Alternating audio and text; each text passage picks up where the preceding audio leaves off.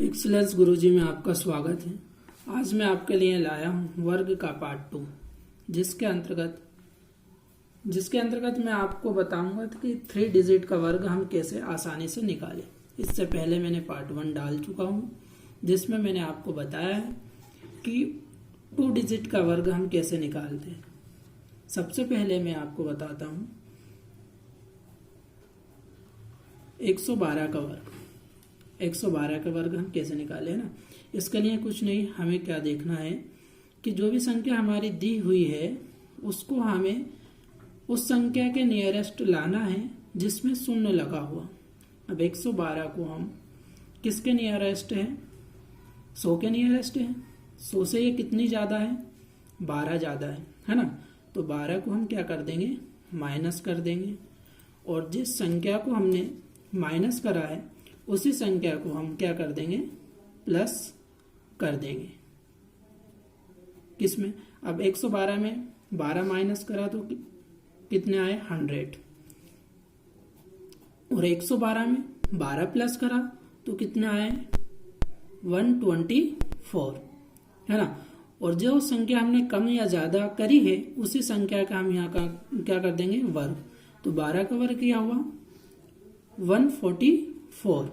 ये हमारी पहली स्टेप हो गई। अब हमें क्या करना है कि हमने इसमें बेस वैल्यू क्या बनाया? 100।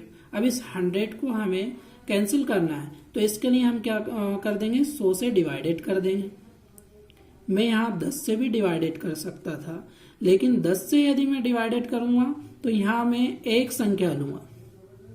जो मेरा आंसर आएगा उसमें मैं इस संख्या को 1 लूंगा। और यदि मैं 100 से डिवाइडेड कर रहा हूं तो यहाँ मैं अपने उत्तर में 2 संख्या लूंगा। आगे देखते हैं।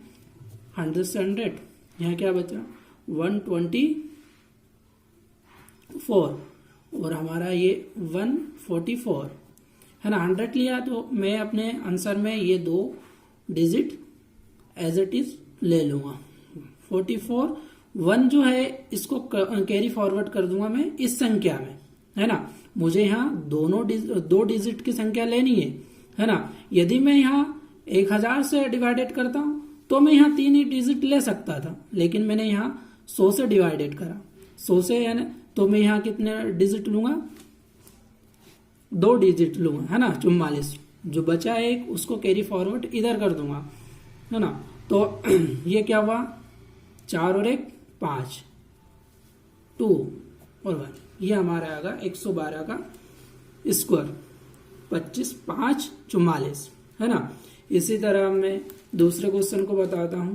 उसमें लेता हूं मैं 205 का स्क्वायर, है ना। अब फिर वही करूंगा मैं। अब 205 किसके नियरेस्ट है? 200 के नियरेस्ट है। 200 से कितना ज्यादा है? 5 ज्यादा है। तो मैं एक बार 5 माइनस कर दूंगा इस संख्या में, और जो उसी संख्या में 5 प्लस कर दूंगा। 5 जब माइनस करा तो 200, 5 प्लस करा तो 210। अब जिस संख्या को मैंने कम या ज्यादा करा है उसी संख्या को वर्ग कर दूंगा। ये होगा 25 5 का वर्ग। अब यहाँ हमारा 2 डिजिट की संख्या है, जो कि हमारे आंसर में हम 2 डिजिट ले लेंगे। तो मैं यहाँ किससे डिवाइडेड कर दूं? 100 से। 2 शून्य से 2 शून्य गई। 2 का इधर इंटू कर देंगे, है ना। 210 में 2 का इंटू करा तो कितना हुआ? 420, है ना। 420 100 या अपना 25। फिर कुछ नहीं, अब तो जोड़ना है, ओवरऑल लिखना है। 25 0 2 4। ये हमारा आंसर आ गया। 205 का स्क्वायर क्या हुआ? 42 0 25, है ना। एक और संख्या हम लेते हैं।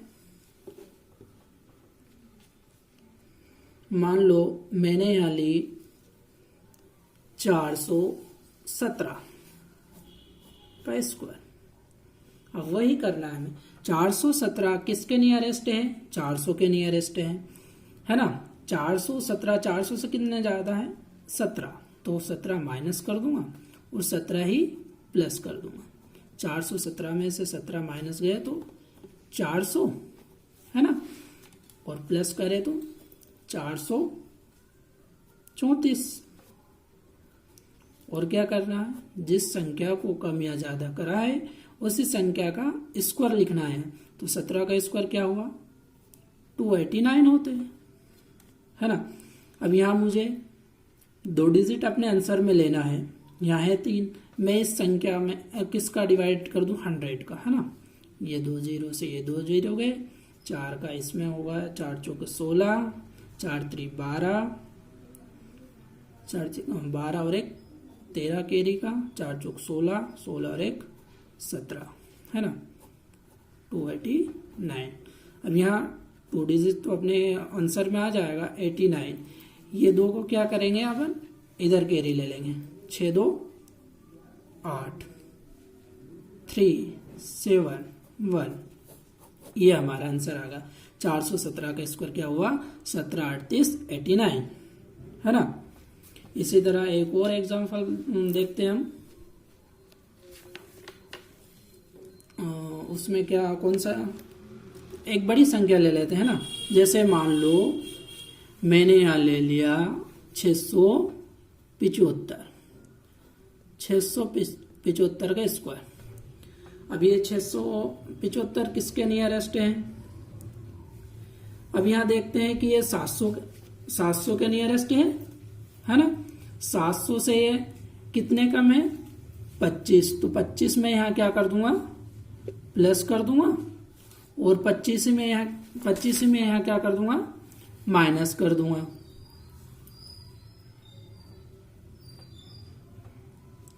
छह सौ 75 में 25 प्लस करा कितना हुआ, 700। 675 में 25 माइनस कर कितने हुआ, 650, है ना। और जिस संख्या को मैंने कम या ज्यादा करा है उसी संख्या का मैं यहाँ क्या करता हूं, स्क्वायर लिखता हूं। तो 25 का स्क्वायर क्या हुआ, 625 होता है। फिर क्या करते हैं, अब यहाँ अपन देखो अपने आंसर में तीनों डिजिट ले लेते हैं ना, यहाँ 3 है। तो यहाँ मैं 3 डिजिट लेने के लिए नीचे किसका इनटू करूंगा, 1000 का। यदि मैं यहाँ 2 डिजिट लेता तो नीचे कितने का इनटू करता, 100 का। लेकिन मैं चाहता हूं कि तीनों डिजिट ले लूं, तो मेरे को यहाँ कितने का डिवाइडेड करना पड़ेगा, 1000 का, है ना। 2 शून्य से 2 शून्य, 1 शून्य से ये गया, 7 का 65 में इनटू कर दो, 7 5 35, 7 42, 42 और 3 45, और ये 625 लिख दो, क्योंकि 3 डिजिट लेना मैंने 100 से डिवाइड करा। तो अब मैं अपने आंसर में तीनों लिख सकता हूं, 6 2 5, है ना। तो ये हमारा आंसर आ गया, है ना। तो इस विधि से हम कितने भी बड़े वैल्यू का मान आसानी से निकाल सकते हैं, है ना। एक और मैं बताता हूं आपको। मान लो मैंने दूसरा लिया है, मैंने दूसरा एक संख्या ले ली है 388 का स्क्वायर। इसमें भी क्या करना है, ये देखना है कि ये 388 किसके नियरेस्ट जा रहा है, जिसमें शून्य हो। तो हम देखते हैं कि 400 के नियरेस्ट जा रहा है ना। 400 से ये कितना कम है, 12 माइनस कर दिया और 12 ही प्लस कर दिया मैंने, है ना। तो 388 को 12 प्लस का ये बन गया 400। 388 को 12 माइनस करा, ये बना अपना कितना, 376। फिर एक स्टेप में क्या करते हैं हम, जिस संख्या को कम करते हैं या जिस संख्या को ज्यादा करते हैं उसी का वर्ग यहाँ लिखते हैं। तो 12 का स्क्वायर क्या होता है हमारा, 144 होता है। अब मैं चाहता हूं कि ये शून्य को हटाऊं, तो उसके लिए मैं क्या करूं, 100 से डिवाइडेड कर दूं। अब मैंने यहाँ 100 लिया है, तो अपने उत्तर में क्या लिखूंगा, मैं 2 डिजिट लिखूंगा, 44 लिखूंगा। एक ये कैरी फॉरवर्ड उधर आ जाएगा। देखो आगे देखते हैं ना, 2 0 से 2 0 गया, 4 का इधर मल्टीपल कर देंगे, तो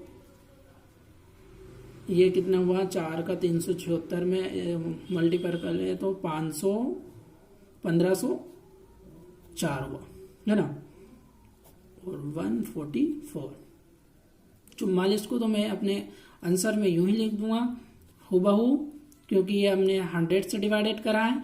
एक इधर कैरी फॉरवर्ड हो जाएगा, 4 और 1 5, 0 5 1 है ना, ये हमारा आंसर आ गया। तो हमने देखा कि 3 डिजिट का आसानी से वर्ग कैसे निकालते हैं, है ना। मैंने ये जो मेथड है ये आपने 2 डिजिट में भी काम में आएगी और 3 डिजिट में भी काम में आएगी। तो मैंने आपको काफी क्वेश्चन यहाँ करके बताए हैं और आपको समझ में भी आया होगा।